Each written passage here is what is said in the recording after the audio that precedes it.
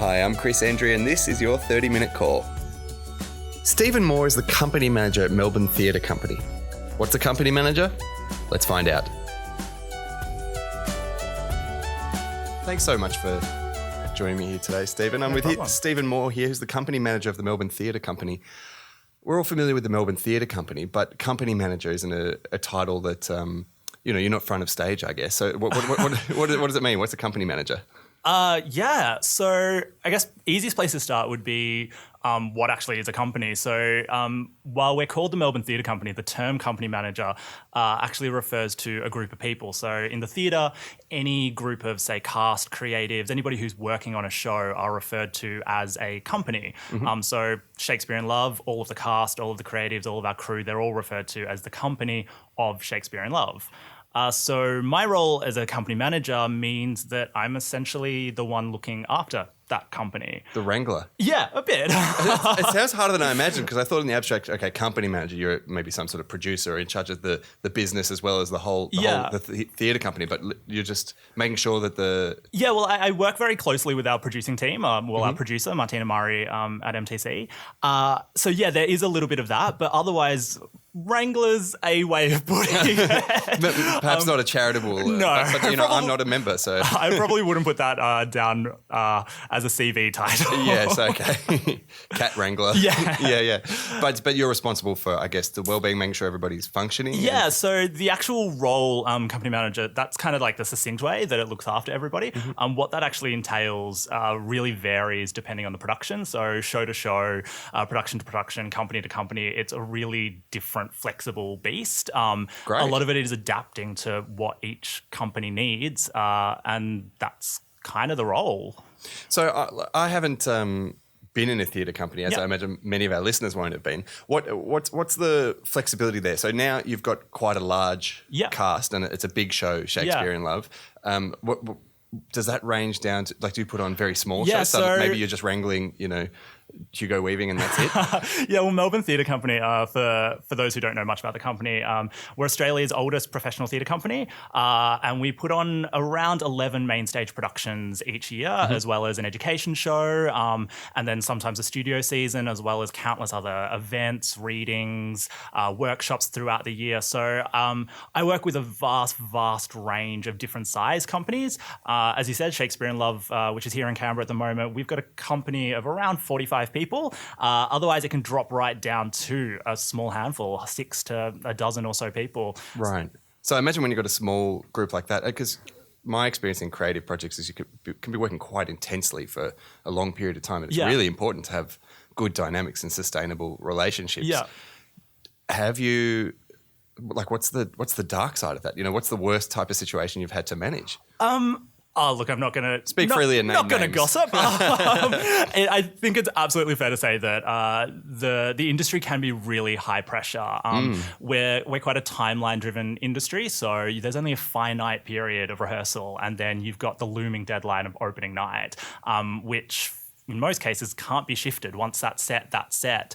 So there can be a lot of pressures that come out of that, and there can be artistic differences and there can be a little bit of a clash there. But I think what's really great about working in this industry, and what I always remind myself with, is that nobody works in this industry unless they love it and they're passionate about it. Yeah. So even when there are times that you have to step in and sort of mediate between a bit of a clash or artistic difference or anything like that, that what's behind everyone's motivation is that they just want the best product at the end of the day. So in that regard, everyone is always, no matter the disagreement, everyone is always still at the heart of it working towards the same thing and all have the same one thing in mind. So that does make it a little bit easier to sort of mitigate when problems or clashes arise. You're quite the Christ figure to be able to remember that, because I know that I'm in the arts for the money. Yeah. But I may be the only one. And I'm not too bright. To Canberra then. Yeah. Oh, the big dollars are here. Yeah. Don't worry about that. So how did you come into this role? Were you previously in the company and you were just like, oh, kind of. Stephen's so friendly. Kind of, a little bit. So I studied over at the WA Academy of Performing Arts, so WAPA, I came through the stage management stream. So I did a 3-year course there. And in my 3rd year, I was really fortunate enough to get offered a secondment or an internship at MTC. I'm actually Victorian, so I moved over to WA to study. So it was really cool for me to be able to kind of come back to my home state and go to the theatre company there. I mean, that's sort of the dream, would have been the dream gig for you at the time, right? Yeah, absolutely. Yeah. No, I was congrats. like, this is great. I can be near friends and family and get a job. So I came over, did my internship there, and I was really fortunate to get placed on a show that was quite technologically demanding. We're really lucky at MTC. Our home theatre, South Bank Theatre, has one of the most advanced fly systems in the state. It's all automated, and that means that instead of flying individual scenic elements on a rope where there's one person at the other end of the rope pulling it, it's actually all automated. So at the click of a button, we can move all 60-odd fly lines at once. And so the show that I was working on as a secondment or an intern was utilising that system. Which show was it? It was a show called Queen Lear. So it was Shakespeare's King Lear, but with the role flipped in gender. But yeah, so I was working on that, and I was given the opportunity to sort of act as the liaison between the director and the designer and the technical team who were looking after the fly. So I was notating all of that and helping our stage management team get through that. And from there, MTC were like, that's fantastic work. We'd love to invite you back. And I was offered a job as an assistant stage manager and just sort of stayed with the company there. So I was working as an ASM in the stage management team for about 3-4 years, as well as a couple of other shows outside of MTC. And then the role of company manager came up. And I'd done a little bit of it with another company outside and put my hands up and thought it'd be a great opportunity. So this is a job that already existed? No, at the MTC it hasn't. So it does exist outside in some of the other companies across Australia, but it is very much a role that's getting added to a lot of the subsidised theatre companies. So what's it like in a company without one? Like, what's the big distinction? It puts a lot of additional pressure on some of the other departments. So people like your stage managers, your production managers, your artistic and leadership and your casting departments and things like that, they kind of have to pick up a bit more, bear a bit more of the brunt, that sort of thing. So it's definitely a role that is becoming more and more intrinsic to large-scale subsidised companies like MTC, to have somebody whose dedicated role is to be not only the face of the company for all of its artists, but also to be that single point of contact that can kind of be responsible for the welfare of everybody so that everyone knows, right, that's who we go to when we need to talk to somebody or look after someone. Yeah, and I can imagine, because I produce shows occasionally, and I can imagine what it would be like to have somebody, to take that burden away from, say, the director or the stage manager or whatever it is. They don't have to worry about where the casts are and what they're doing and is everyone okay, but they get to just focus on the craft. Yeah, absolutely. I mean, jumping back to like the deadlines, sometimes in a technical rehearsal period where we've only got like 2-3 days before we put the show, we've just got it into the theatre, we've got 2-3 days before we're seeing an audience, that's when time is at its absolute tightest. And sometimes people just need an ear to listen to them, to somebody to chat to. And at the same time, there's a lot of other things that need to happen. So people like your stage managers and your directors aren't necessarily available for that. And that's where someone like a company manager is able to sort of step in and help mitigate. Well, you might like to hear this because you're here at the moment bumping in for Shakespeare in Love. Yeah. And the reason I call it Wind of Your Name is because there's sort of a glow that follows in advance of you of like a good reputation. And I can imagine that if you're there looking after people, you would have those really good relationships with the people there. Thanks. But similarly, I could imagine that, if you have to pull people into line or discipline people or mitigate arguments, in one favour or another, that you might find yourself offside with some company members. Does that happen? Absolutely. Is that normal? Absolutely 100%. Yeah. Like I'd be lying if I said that it didn't. Well, don't lie. It's just the two of us. Yeah. No, it's it very much the role does have an aspect of that where at the end of the day, I am an employee of a company. And so I have to represent that company's interests and keep that in the back of my mind at all time. Of course, I absolutely want to put the welfare and look after our cast and our creatives 100%. But there are times where you do have to step in and be like, no, sorry, we can't give you those extra 10 free tickets that you've requested and little things like that. Just 10, come on. Yeah, exactly. I'm very popular. It's a sold out show, I know, but no. So yeah, there are times where you do have to step in and kind of put the company line first. But as I kind of said earlier, anybody who works in this industry does so because they're passionate about it. And so you keep coming back to this high road line, but I want to hear about the blood. Oh, no. Look, there's always going to be opportunities, not opportunities. There's always going to be instances where there's tension and there's a bit of steam let off, but water under the bridge. I think the creative industries are sort of infamous for it, really. I mean, the image of if I imagine what actors are like, the divas who step off stage, that sort of the image of that they are the most important thing, and are they getting their needs met because they are the star? They're the reason that people are there seeing the show. Do you find that those personality tropes are, at least they skew slightly true? Look, there's definitely an element of truth to it. With that said, though, I think theatre's a very different beast to stage and screen. Right. To screen. TV and screen. Theatre is very collective. It's very ensemble based. Even if you've got a show with a big headline artist that's top billing and it's the show's resting on their shoulders, they can't get up there on stage without passing the 15, 20 odd crew who are out the back, the people putting their mics on, helping them with their wigs and their makeup, all of that sort of thing. And so there's inherently this aspect of a team putting on the show. Even if there is that one person on stage in the spotlight, they're doing so with the help of countless others behind the scenes.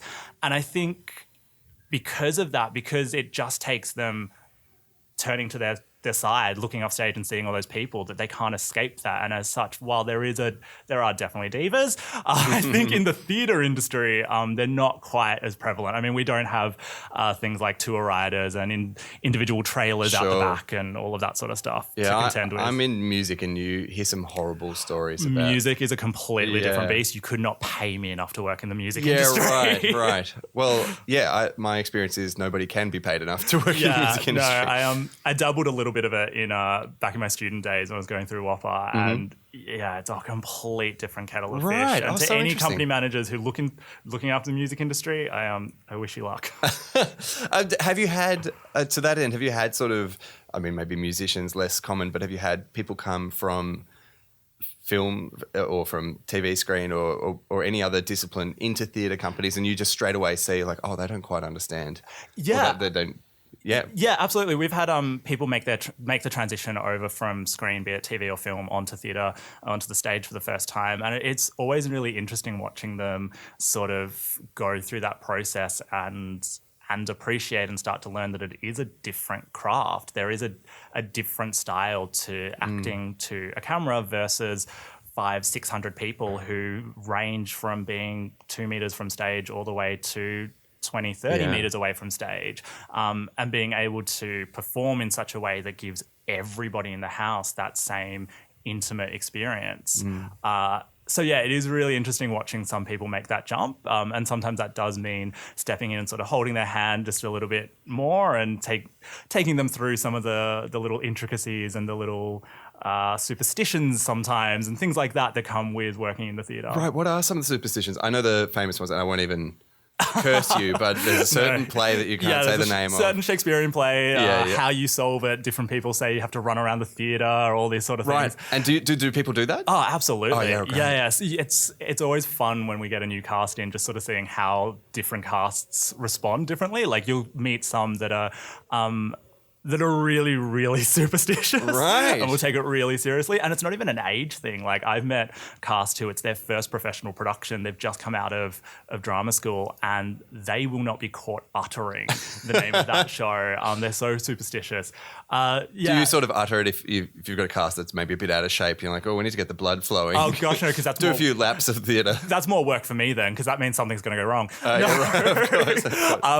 There's other ones. What are the other ones? I guess chukkers. Yeah, chukkers. For those who don't know, chukkers is what you say in Australia to wish somebody good luck ahead of a show. It's not so much a superstition; it's more just a colloquial industry Australian practice. thing. Yeah.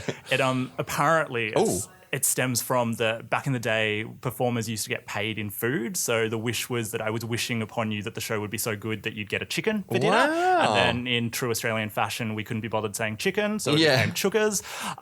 That's great. That's kind of just where it is. I heard about break a leg. Have you heard about that one? Yeah, break a leg. So break a legs Also in Australia, same sort of thing. It just kind of means good luck. I don't actually know where it. Yeah, so I call from. it window. It's a vaudevillian Right. thing because you wouldn't get paid. Like, so acts would go backstage and then hope to get onto the lineup, and then they wouldn't get paid unless they went onto the stage, unless they got at least their leg into the light of the stage. So it's like break a leg and then break onto stage. That's what I've that's cool. uncovered. But I wasn't there, so I don't know for sure. There's other ones like don't whistle in a theatre, which isn't actually a superstition. I think it's actually based in fact, in that flymen back in the day, so the guys who used to haul the ropes and pull scenic elements in and out of stage, a lot of them used to be old sailors. And of course, nautical worlds use a lot of whistles and things like that to communicate. And so, it used to be that if you whistled on stage, you were at the risk of somebody flying something in, clocking you on the head. So it's a thing, interfering with the language. Yeah, you don't whistle on stage. The other one is a green room. Everyone heard the term green room. Anybody who's listening, if you know why it's called a green room, I would love to know as well, because I've heard so many different reasons. Write in with your answers. I'd love it. It would be great. And then maybe we could get a green room for the podcast. Oh, nice. Yeah, the Canberra Theatre's green room is very pink, so it's not actually green. It's a trap. But then there's like some people say that it's bad luck to have a green room that's actually green. Others say that it's the opposite, that it's bad luck to not have a green room. But who knows? It's interesting. I guess wherever you've got really condensed people living intensely together and working hard on projects, you always get these small little cultural quirks, like in the army, or like if you think of like old colleges where they do hazings and things like that. It seems to be an inevitable outcome that you get these, really unique cultures and unique languages. Totally. Are there other superstitions? Or even just linguistic things? Because like chefs, I only discovered recently, because I never worked in a nice kitchen, I only worked in trashy places when I was in hospitality. But they say like we chef, like just that's the convention if you're talking to the chef and things like that. Look, not that's springing to mind, but that's not to say that there's not. Because you're so deep living within them. Yeah. I literally think it's one of those things where it's just their second nature to me, so they're not jumping out as that's any different. I mean, it's for those who've ever been on a stage, you may have heard of like stage left and stage right. And then in Australia, we actually refer to them as prompt side and OP. And quite often it's funny, you'll talk to a crew member and they'll give a direction saying, in just everyday life, like walking down the street and they're like, oh yeah, I turn towards prompt side. It's like nobody else would ever say that. Right, you We're not on a stage, but every now and then it slips out. So which is which? What's OP? Is that O.P or OPIE? O.P. If you're standing on the stage looking at the audience, prompt side is on your left, so stage left, and OP is on your right. So OP is opposite prompt or off prompt. Oh, right. Yeah. Do you know where that comes from? Well, the prompt is a role. Yeah, prompt is usually the stage manager, someone who can, if somebody dries on stage, forgets their line, they can give them a prompt. Yeah. And traditionally they are parked downstage left. And it's just in Australia, we call that side prompt side and the other OP. Oh, this is so interesting. I want to learn a bit about the hierarchy in a theatre, because I imagine that's something that you have to deal with as well. Yeah, absolutely. Yeah. Is there like a rigid... you never take this problem to that person, I wouldn't say it's that you avoid taking a problem to a different person. I think it's just that everybody is responsible for different aspects. So I think it's always really interesting bringing somebody into the theatre company who hasn't had much experience in theatre or even giving someone a backstage tour. The thing that often surprises them is just how many people it takes to put on a show. So MTC, for example, we're the oldest theatre company in Australia, so we're also one of the largest. But we employ annually around 100 full-time staff. On top of that, there's usually another 250 or so casual staff that are employed across the year. Wow. So that covers people like our crew and our cast and stuff like that. So in any one year, that's 350 or so people to put on some stage shows. And as an audience member, I think it could be quite easy to sort of look at it and go, oh yeah, cool, it's a couple of people up on stage. Yeah, there's 10 people on stage. Why is my ticket $100? Yeah, exactly. Yeah. But it's an absolutely monumental machine behind the scenes. Everything from ticketing and publicity through to human resources, through to the team of production staff that actually have to build and manage and create and design and all of that sort of thing. So in terms of taking problems to a different person. Yeah, I don't think it's so much that you'd avoid someone because of a hierarchy. I think it's more that you just go to, for expediency, whoever's best suited or it best relates to their department. You sort of know immediately. Yeah. I'm really interested in the personality of the company manager. Have you ever encountered I don't want you to be too cruel to anyone here, but like a failed company manager? Like have seen people in the role and like, oh, they absolutely should not be a company manager? I personally haven't worked with anyone like that. That's not to say I haven't heard some horror stories. Company managers, it's not a role that exists in any of the training institutions. Yeah. So none of the universities teach how to be a company manager. It's sort of something that is learnt by either observing or training with another company manager or falling into it and stepping up to it. What that means is that quite often, or not quite often, but every now and then you can meet somebody who may have come from another stream within the industry, and just so happens that a show was looking for a company manager, couldn't find somebody, and they've given this person an opportunity. And not everyone is cut out to be a company manager. Yeah. Like, to be brutally honest. Well, it strikes me as a role in which you'd have so many different types of sort of emotional problems perhaps flying at you, but you also need to be competent in being on top of everything that everyone would require. So, and I know that the personality types that aren't naturally good at those things might also, it would be very easy to become defensive or flustered or upset or, or the other, us and them or something. The other side is too empathetic.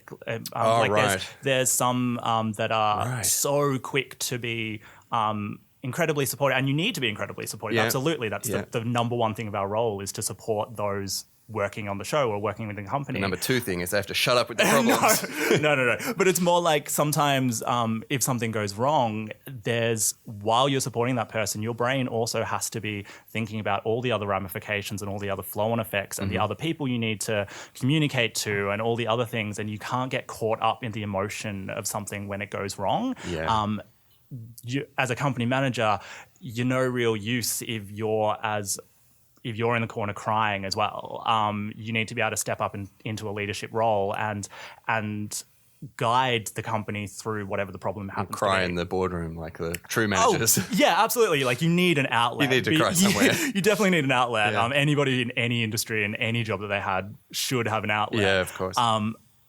But yeah, there is a professional part of the role that does require you to sort of put on that company face and help put the other team first. And what about you in your own life? Because I imagine that, like you say, you must need an outlet. Like, what is yours outside of work? Do you find that you maybe are a bit shorter with people, or you're just not interested in hearing their problems? No, definitely not. I should ask the people close to you in your life, not you. You're never going to talk to my partner, see what he says. Yeah. No, well, I have a very supportive partner. I'm really lucky in that regard, who puts up with a lot of like early mornings and late finishes from me. So a lot of my time outside of work is just spent being nice to him and apologizing for the fact, sorry, I didn't come home till like 2 a.m. last night because I was at the theatre. But no, it's naturally I'm a person who tends to want to look after other people and to worry about their problems and stuff. My friends always joke that I'm always the first to put my credit card behind a bar, not because I want to pay, but just because I don't want anybody to be in that position where they're like, oh, do I have to pay? All that sort of thing. It's just a natural. It's just a weird instinct. But yeah, outside of work, I guess.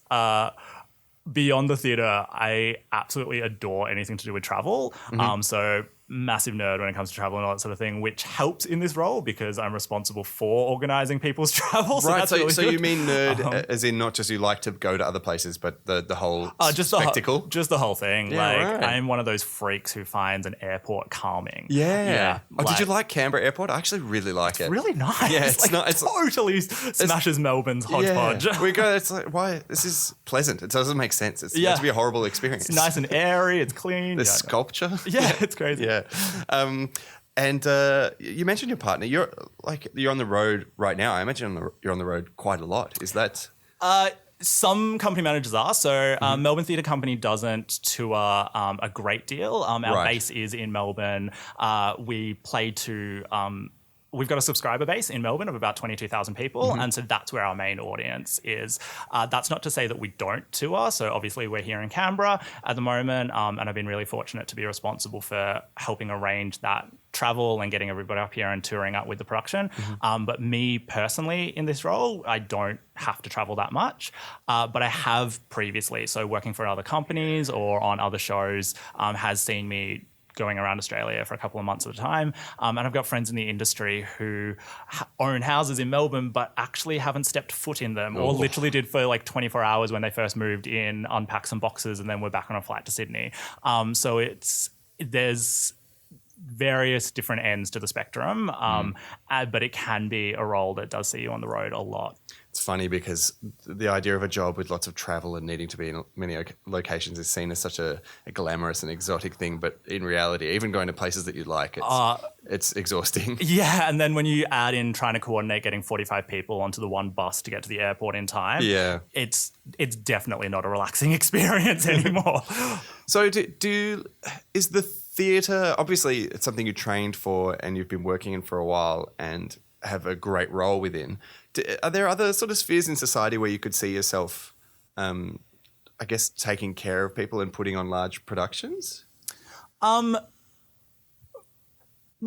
really. The theatre's kind of always been... Feels the home? Yeah, it's kind of always where I've wanted to end up. Yeah, great. With that said, where within the theatre, who knows what the future holds. Right. I'd love to one day explore other parts of the industry. What I really love about the company management role is the fact that you do interact with so many different aspects within a production. So who knows in 5-10 years time if there's another stream that opens up that is something else that I could be interested in or that my skills in all your exposure, what are they? Are they performing or programming or? You couldn't pay me enough to be on stage as a performer. Right. What performers do each night? Absolutely no. What about it? Is it the? I hate it. I can't describe it. It's absolutely not me. Sure. I'm the type of person who shies away from a photo, let alone being in front of 500 people. Right. Yeah. Well, there aren't any photos in the theatre, so it could be the perfect place. Oh, no. Perhaps even only the safe place. It's all those eyes. Even the other day, we in a tech rehearsal the other day,